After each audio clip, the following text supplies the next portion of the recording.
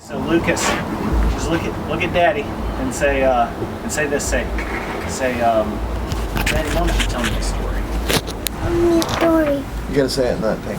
Tell me a story. All right, I'll tell you a story. So, my name is Dustin Casteen. I'm from Wilmington. Grew up here. Lived over off Greenville Loop growing up, and was pretty much raised in a Southern Baptist church my whole life. My mom played piano for a church ever since she was 15 years old, so was raised the right way, had a really good childhood, no complaints.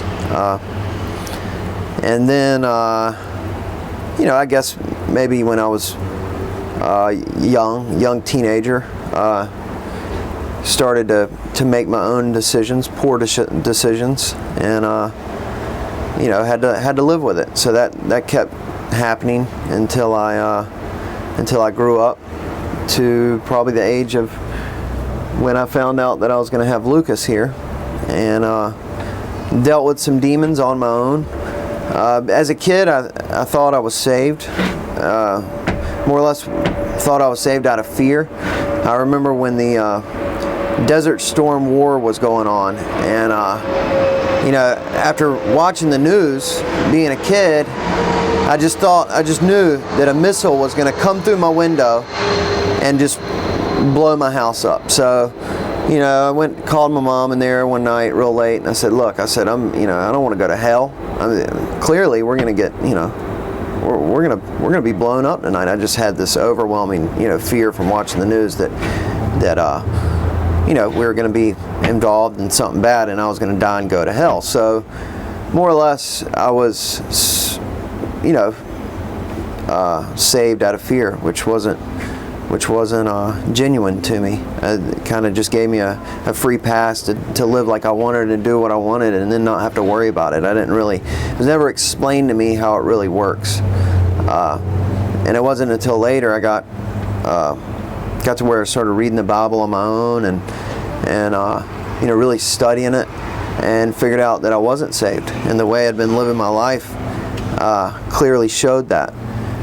So I had some really bad addiction issues that I went through, and fought those for many years, and finally overcame that on my own, and pretty much stayed straight out of spite and just willpower.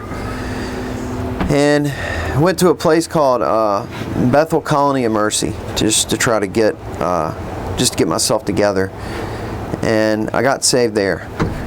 And it was just a really, really good experience for me.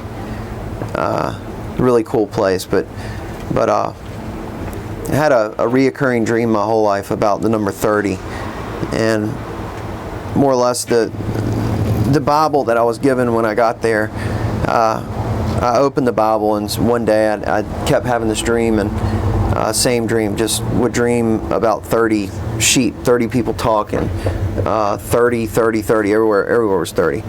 So the Bible that they gave me, just a random Bible, all of them are donated. I opened, and to the top of page 30 was pretty much exactly what was going on in my life. I was at a place called Bethel, and the word Bethel was mentioned like 6 times. The word dream was mentioned several times, and it talks about more or less how Jacob was basically making an oath to God, and he built a pillar and kind of made a vow to God to do the right thing in the situation he was in. So that's what I had to do, and I got saved. And following that, I went and hiked the Appalachian Trail from start to finish. That was 2013. I started for Bethel, more or less trying to raise money and get some attention towards their way and help them with their budget and stuff like that. And so I did that for 65 days on the Appalachian Trail, raising money for them. And it worked out, but at the end of the 65 days I kind of wanted to finish on my own. I had some of my own stuff going on, so I wanted to take the rest of the time. I was in Virginia there, so started in Georgia, walked from Georgia to Virginia with Bethel, and then did my own thing from Virginia to Maine. So the trail's about 2,200 miles long, and it gave me the opportunity to really get close to God and look at myself and learn more about myself. Probably learn more about myself those 6 months than I did the prior 30. So that's about it. I had my son here. He had a big hand in getting my life straight. Blessed to have him. So and I just thank the Lord for all He's done for me, and putting people like Philip and Chris and the Anchor Church in my life. So thanks.